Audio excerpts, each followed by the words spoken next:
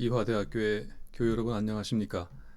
2022년 봄 작년부 성경 공부 네 번째 시간, 이번 학기는 말씀을 따라 걷습니다 라는 주제를 가지고 진행하고 있는데, 오늘은 그 중에서 네 번째 시간으로 God Seekers, 하나님을 찾는 사람들, 줄여서 하차사, 이사야 55장과 로마서 16장 그리고 마태복음 6장의 말씀을 가지고 함께 생각을 나눠보고 싶습니다.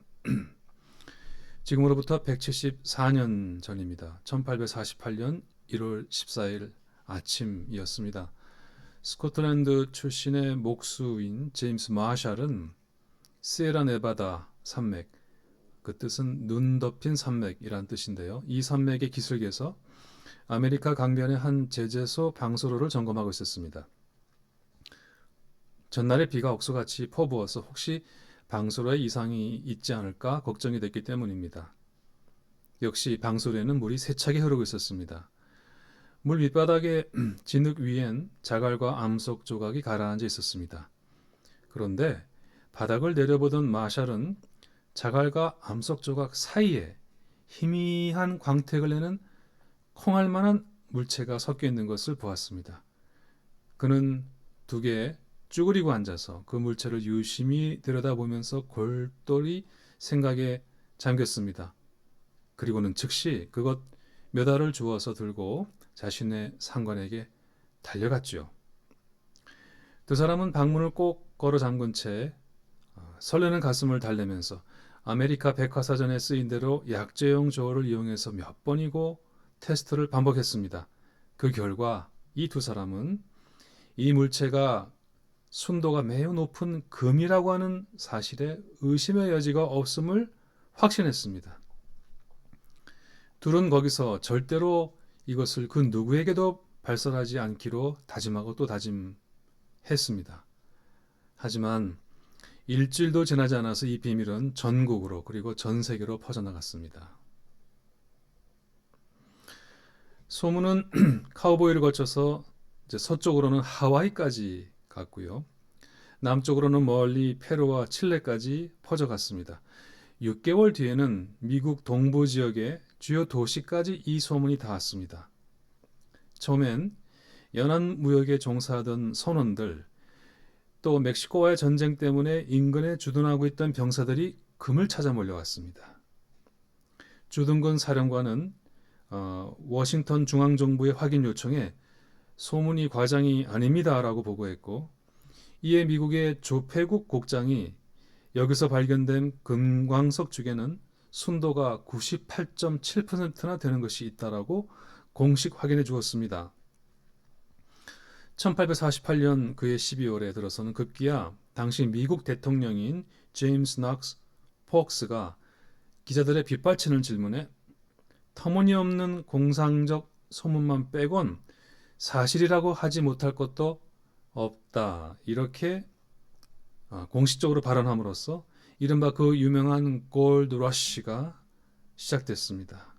골드 러쉬, 일확천금을 하려는 광분으로 새 금광지를 쇄도한다는 뜻인데, 그 절정은 바로 그 다음 해인 1849년이었습니다.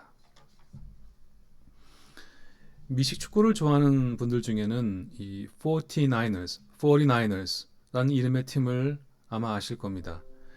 그런데 혹시 이 팀이 어느 도시에 속한지 아시는지요? 예, 그것은 캘리포니아주 샌프란시스코 소속입니다. 샌프란시스코 가보셨습니까? 가볼 만한 곳입니다. 스캇 맥켄지가 부른 팝송 샌프란시스코에서처럼 그 아름다운 금문교가 있는 이 도시에 가려면 왠지 머리에 꽃을 꽂고 가야 할 것 같은 그런 도시죠. 노래 가사가 If you are going to San Francisco, be sure to wear some flowers in your hair, 이렇게 노래하고 있지 않습니까? 그런데 이 49ers라고 하는 이름이 어디서 왔을까요? 예, 49ers는 숫자 49, 즉 49를 가지고 만든 우리말로 49년도의 사람들 정도의 뜻이 될 것 같습니다. 바로 1849년에 그 49에서 나왔습니다. 1849년에 캘리포니아에서 금이 나온다는 소문에 미국 전역은 물론이지만 저 멀리 중미와 남미 그리고 유럽 심지어 중국에서까지 금에 눈이 뒤집힌 사람들 10만 명이 한꺼번에 몰려왔으니까요. 바로 이들을 가리켜서 49ers, 즉 49년도의 사람들이라고 부릅니다. 이들의 쇄도로 말미암아서 미국 서해안의 소도시들이 갑자기 동부의 대도시 못지않은 도시로 번창했는데 그 대표적인 도시가 바로 샌프란시스코입니다. 오늘날 샌프란시스코에 49ers라고 하는 미식 축구팀이 있는 것도 바로 이런 배경 때문이지요. 49ers들이 캘리포니아로 들어온 길은 대개 세 가지 길이 있었습니다. 첫째는 그 뉴욕과 같은 미국 북동부의 항구 도시에서 출발해서 배로 저 아래 남아메리카, 남미 대륙의 끝을 돌아서 샌프란시스코로 올라오는 방법입니다. 정말로 먼 길이었습니다. 둘째로 역시 동부에서 배를 타고 중미의 파나마까지만 간 다음에 육로를 거쳐서 땅을 걸어서 다시 배를 타고 샌프란시스코로 가는 방법입니다. 첫 번째 길보다는 좀 짧지요.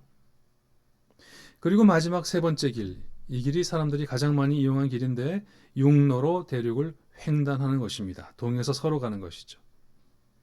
하지만 이 길도 힘들기는 마찬가지였습니다. 당시는 미주리 주까지만 철도가 놓여 있었기 때문에 사람들은 일단 기차로 미주리까지 왔다가 다음에는 배를 타고 오하이오 강, 미시시피 강, 미주리 강을 오가는 배들, 이 배들이 죄다 당시에 이제 수상교통의 중심지 세인트 조셉까지 갔죠. 골드러시가 시작되고 나서 이 세인트 조셉을 거쳐간 사람들이 무려 5만 명이나 되는데 이곳은 당시 소위 문명이 끝나는 장소 그런 곳이었습니다. 왜냐하면 거기서부터는 정말 걸어서 갈 수밖에 없는 3,200km의 황야가 펼쳐졌기 때문입니다. 한번 생각해 보시죠. 3,200km라 부산에서 의주까지의 4배의 길입니다. 게다가 당시 서부는 이른바 완전한 미개척지였죠. 대초원과 험한 산길, 수많은 강과 골짜기가 곳곳에서 이들을 가로막았습니다. 물론 원주민들과의 충돌도 있었습니다. 그래서 수많은 49ers들은 캘리포니아에 도착하기도 전에 목숨을 잃었습니다. 병으로 죽기도 했고 계곡에서 떨어져 죽기도 했고 강을 건너다 물에 휩쓸려 죽기도 했습니다. 지금도 시에라네바다 산맥의 기슭에 가면 수없이 널려있는 이 49ers들의 무덤을 볼 수 있습니다. 그리고요, 설령 무사히 도착했다 하더라도 이 49ers 가운데는 이 황금 노다지 꿈을 이룬 사람들은 별로 없었습니다. 금이 나올 만한 주요 광맥들은 이미 캘리포니아 농장주들이 잽싸게 차지해버렸기 때문입니다. 대부분의 사람들은 금을 구경도 못했고 운 좋게 금광을 발견했다 하더라도 농장주와 결탁한 브로커에게 사기당하기가 일쑤였습니다. 얼마간의 사금을 손에 넣어서 집으로 돌아가는 뱃삭을 겨우 마련한 사람도 있었지만 그나마도 없어서 낯선 땅에 눌러앉은 사람들이 대부분이었습니다. 그들은 노동자가 됐고 술집을 차리기도 했고 뜨내기 장사치가 되었지요. 그러니까 오늘날 샌프란시스코의 하층민이 되었습니다. 그리고요, 이 49ers의 불행한 결말은 금을 맨 처음 발견한 목스 마샬과 그의 상관 요한 사타도 예외가 아니었습니다. 원래 사타는 유명한 사람이었는데요. 캘리포니아의 광대한 토지를 갖고 있는 스위스 출신의 대지주였습니다. 자신도 자기가 소유한 땅을 다 돌아보지 못할 정도라고 하니 얼마나 큰 부자였습니까? 땅뿐이 아니었습니다. 위스키 증류 공장, 모피 공장, 제재소까지 그는 소유했고 그래서 그의 별명은 서부의 스위스 황제였습니다. 하지만 골드러시 와중에 사탄은 그의 모든 토지를 이리 뺏기고 저리 뺏기고 또 사기를 당해버렸습니다. 사탄에게 땅을 조금 나누어 받은 그 맨 처음 발견자 마샬도 마찬가지였습니다. 결국 두 사람은요, 극심한 빈곤에 시달리다가 숨을 거두었습니다. 자, 이 금을 맨 처음 발견한 사람들의 최후도 이랬으니 외지에서 온 49ers들은 오죽했겠습니까? 그들의 그 비참한 삶은 영어 노래 클레멘타인, 우리나라는 이제 나의 사랑 클레멘타인으로 이제 번역된 바로 그 노래에 이 아픔이 그대로 나와 있죠. 저는 어릴 때 이 노래를 이렇게 번역된 가사로 배웠습니다. 넓고 넓은 바닷가에 오막살이 집 한 채 고기 잡는 아버지와 철 모르는 딸 있다. 내 사랑아 내 사랑아 나의 사랑 클레멘타인 늙은 아비 홀로 두고 영영 어디 갔느냐. 이거 가사가 완전히 바뀌었습니다. 제가 좀 이따 실제 이 원곡을 찾아서 들려드릴 텐데요. 우리 번역에 의하면 이 바닷가로 바뀌었고요. 늙은 어부의 딸, 이 딸은 철이 없어서 늙은 아비 혼자 두고 어디 갔다라고 하니까 아마도 뭐 사랑을 찾아서 아버지를 버리고 어디 갔나? 이런 노래인 줄 알았는데요. 자, 이제 제가 잠시 작동을 바꿔서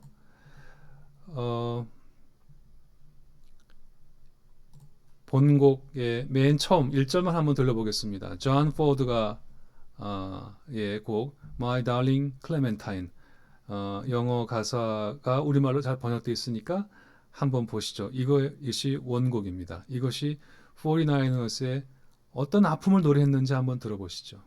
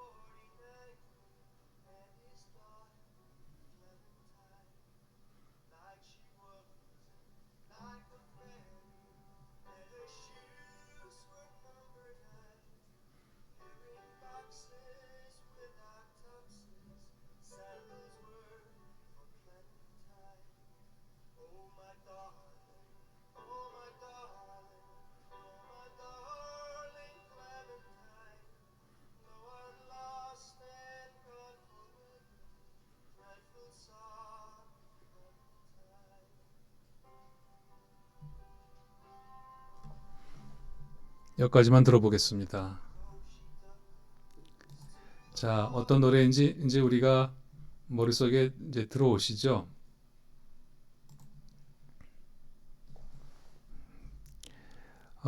이 노래는 그러니까 우리가 알고 있는 것처럼 이 바닷가의 어부의 그 노래가 아니라 그 이 49ers 금을 찾아서 왔던 이 광부가 아마 이 금 찾고 하느라고 정신이 팔려서 어린 딸이 아마 물가에서 노는 것을 보지 못하다가 그 아이를 영영 잃어버린 그 아픔을 노래하고 있죠. 네, 이것이 49ers들의 삶이었습니다. 자, 그런데 아메리카 대륙에는 이 49ers가 금에 눈이 뒤집혀서 산을 넘고 강을 건너기 약 200년 전에 바다를 건넌 또 다른 사람들이 있었죠. 그들 이야기도 같이 해보겠습니다. 지금으로부터 약 400년 전인 1620년 9월 6일에 180톤짜리 작은 범선 한 척이 영국 남부의 한 항구를 떠나서 아메리카 대륙을 향해 항해를 시작했습니다. 그 배에는 정확히 102명의 사람들이 타고 있었고 그 배 이름은 잘 아시지만 메이플라워, 즉 5월의 꽃이었습니다. 그들은 신앙의 자유와 더 나은 생활을 찾아서 정든 고향을 떠나서 당시 유럽에 알려진 지 100년밖에 안 되는 아메리카 대륙에 건너가 살기로 작정한 사람들이었죠. 그들은 바로 퓨어리탄스, 즉 청교도들이었습니다. 퓨어리탄스란 필그림 파더스라고도 불리던 개신교도들인데 퓨어리탄 글자 그대로 깨끗하고 순수한 것을 찾는 사람들이었습니다.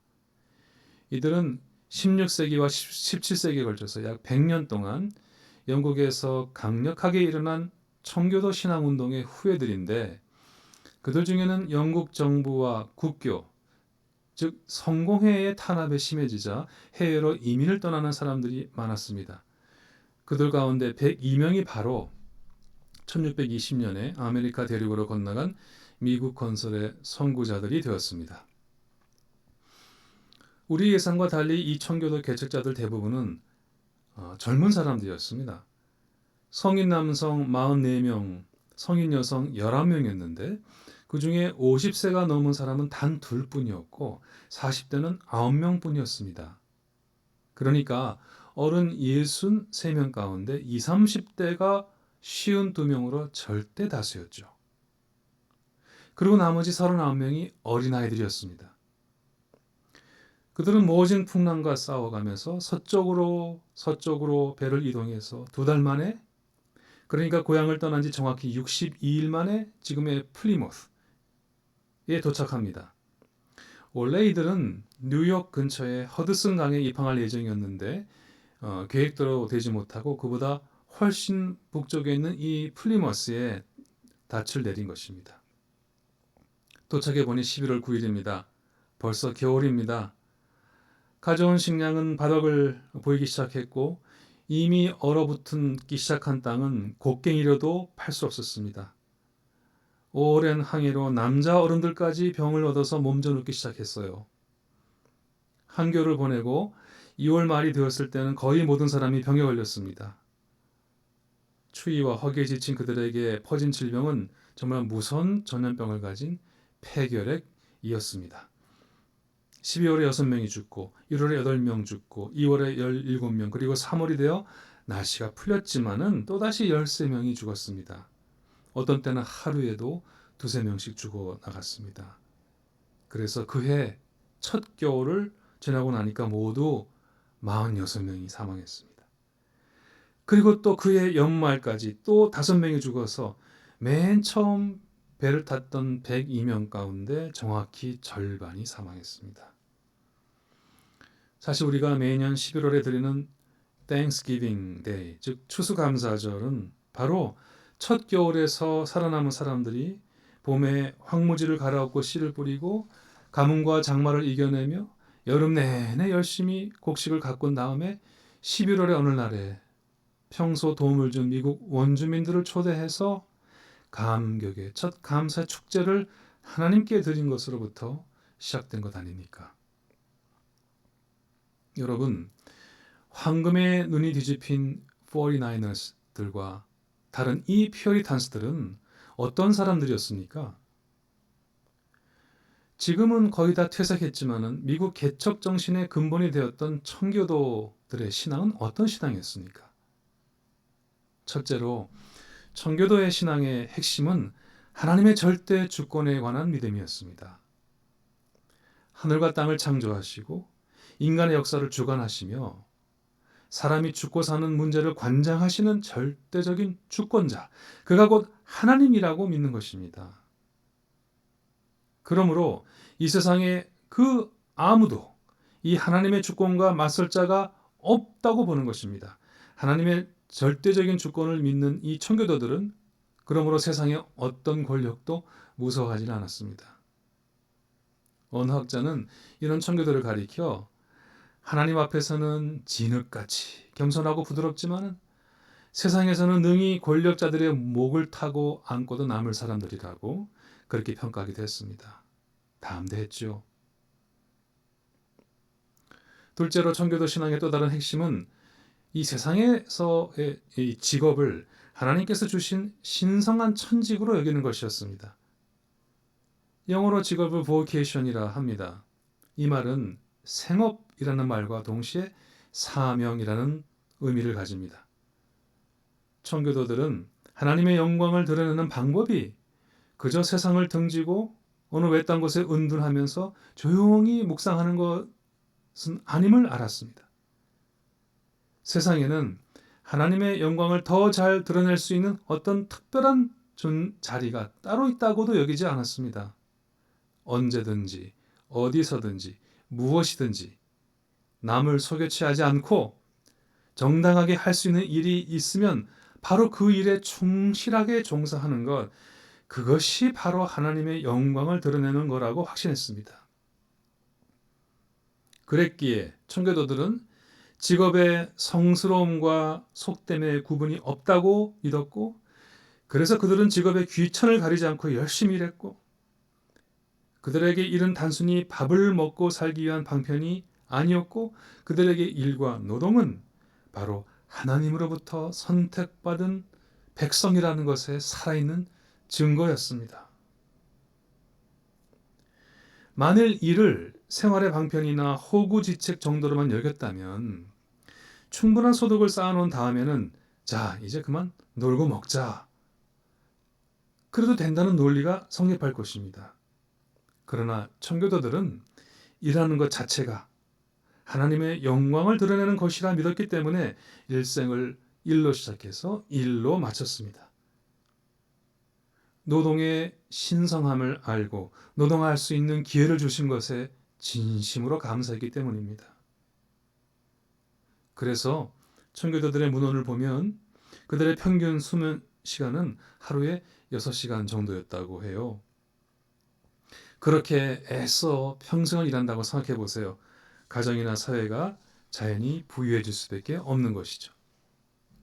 청교도들은 아무 노동도 하지 않고 빈둥거리며 노는 것을 가장 큰 죄로 여겼습니다. 그리고 돈이 있다고 일하지 않고 놀고 먹는 사람은 하나님의 선택과 애정에서 버림받은 사람이라고 생각했습니다.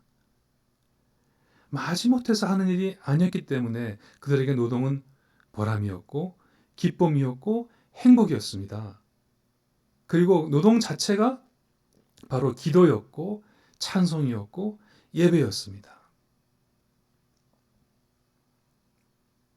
마지막 셋째로 청교도 정신은 성실하고 정직하며 근검절약하는 것을 신조로 삼는 것이었습니다. 그래서 청교도의 한 사람이었던 벤자민 프랭클린은 이렇게 말한 적이 있습니다. 시간은 곧 돈이며 근면이 시간을 번다. 정직이 곧 신용이며 신용이 가장 큰 자본이다. 때문에 청교도들은 빈곤을 동정의 대상으로 보지 않았습니다. 오히려 멸시받아 마땅한 것이라 여겼습니다. 빈곤하게 되는 것은 최선을 다해 일하지 않고 게다가 낭비하는 버릇까지 있는 결과라고 생각했기 때문입니다. 물론 이 점은 오늘날 현대 자본주의에서 빈곤이 개인의 게으름 때문이 아니라 구조적인 문제에서도 기인한다는 점에서 시대 변화에 따른 재해석이 필요한 부분입니다. 그러나 그 당시 청교도들은 열심히 일해서 소중히 모은 재물을 결코 자신만을 위해 사용하지를 않았습니다. 많은 재물을 소유하게 된 것은 그만큼 더 좋은 일에 쓰라고 그런 청지기 직책을 하나님께서 주신 거라고 믿었습니다. 그래서 그들은 그 돈으로 먼저 학교를 세우고 자선사업에 힘썼습니다. 오늘날 세계적으로 유명한 대학들 가운데는 그래서 청교도들이 세운 학교가 많은 이유가 바로 이것입니다. 어느 학교들일까요? 우리 아이들이 꼭 가고 싶은 학교들입니다. 영국의 케임브리지는 청교도 운동의 요람이었고요. 네덜란드의 라이덴, 스위스의 제네바 대학, 그리고 미국의 하버드, 예일, 프린스턴, 이 모두가 다 청교도들이 세운 학교입니다. 오늘의 한국의 대학들이 너무도 부러워하는 세계 대학 랭킹의 사다리 맨 꼭대기에 있는 대학들이죠. 청교도들은 자신들이 힘들여 모은 모든 재산을 잘 관리하고 좋은 일에 쓸 권리는 나한테 있지만 이 자본을 축적하고 숨겨놓고 놀고 먹고 투기할 권리는 하나님께서 주신 일이 없다라고 철저하게 믿었습니다. 이런 정신은 오늘날 이른바 카지노 자본주의라고 불리죠. 천민 자본주의로 불리는 우리 시대는 정말 찾아보기 힘든 아주 귀한 정신입니다. 성실, 정직, 근검절약의 정신을 잃어버리고 모두가 황금만능의 이윤 추구에만 몰두하는 요즘에 우리에게는 참 귀하고 그리운 정신입니다.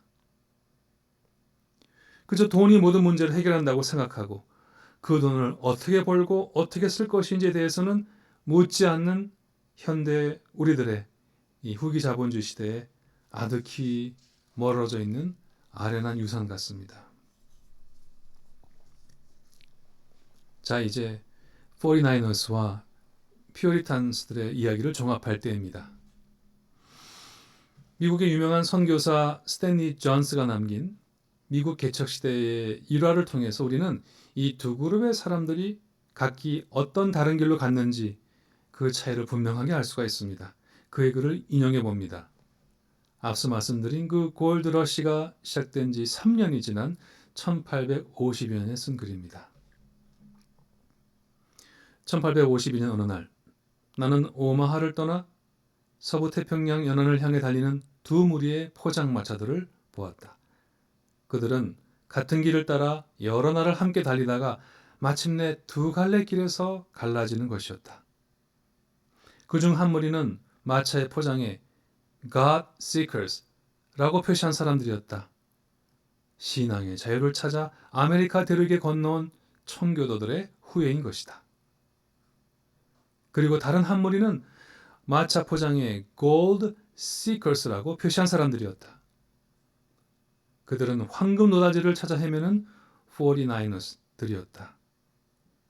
전자는 서부를 개척하여 오늘 미국 문명을 건설하는 선구자가 되었고 후자는 황금을 얻긴 했으나 금광이 폐광된 이후에 손에 아무것도 남은 것이 없는 빈털터들이 되었다.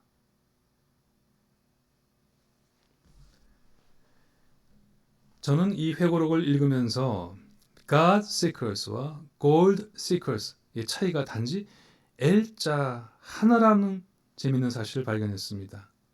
God에는 God에 L자 하나 더하면 Gold, Gold가 되죠. 아주 작은 차이 같지만 God과 Gold는 굉장히 양립할 수 없는 그 관계 안에 있습니다.